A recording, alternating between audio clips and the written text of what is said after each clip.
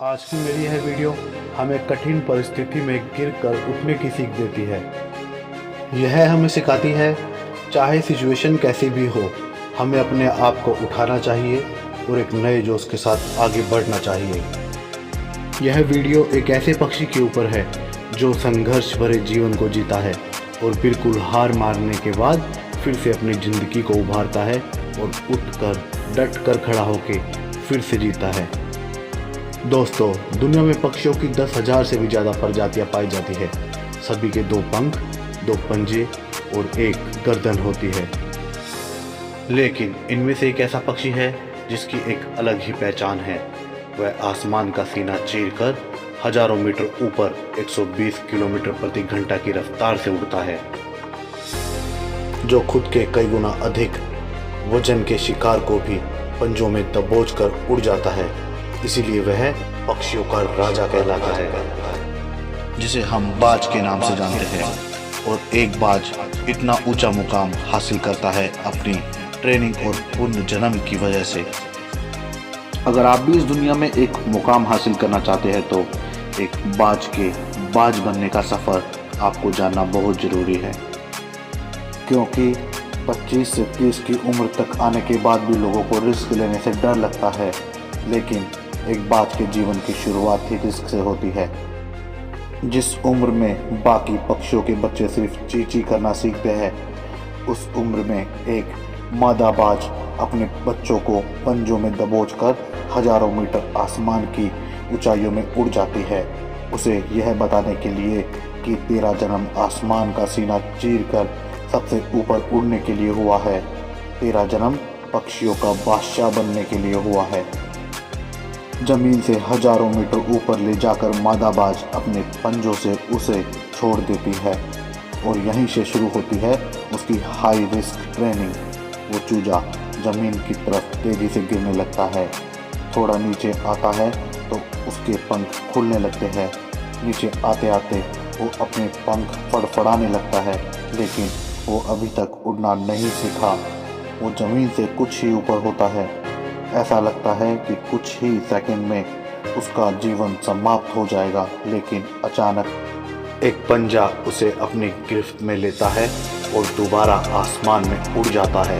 वह पंजा उसकी माँ का होता है, जो उसके पीछे उड़ रही थी। उसकी यह ट्रेनिंग जब तक चलती रहती है, जब तक कि वह उड़ना नहीं सीख जाता। इतनी हाई रिस्क ट्रेनिंग होने के बाद इस दुनिया को एक बाज मिलता है।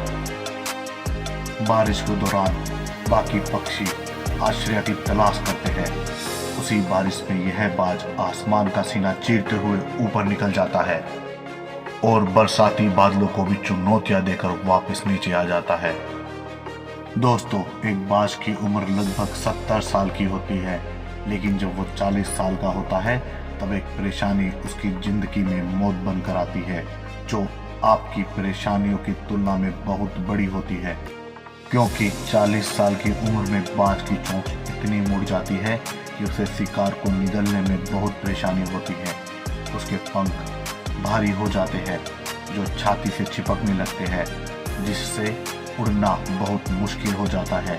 उसके पंजे लंबे और लचीले हो जाते हैं, जिससे वह शिकार को सही से नहीं पकड़ पाता। अब उस बाज के पास 3 रास्ते होते हैं। पहला, वह अपना शरीर त्याग सकता है। दूसरा, गिद्धों की तरह छोड़े हुए भोजन पर निर्भर होना। तीसरा, सबसे कठिन और पीड़ादायक रास्ता, अपने आप को पुनः स्थापित करने को, फिर से आसमान का सीना चीरकर उड़ने का। और वो इसी तीसरे रास्ते को चुनता है और अपने पास की सबसे ऊंची चोटी पर पहुंच जाता है।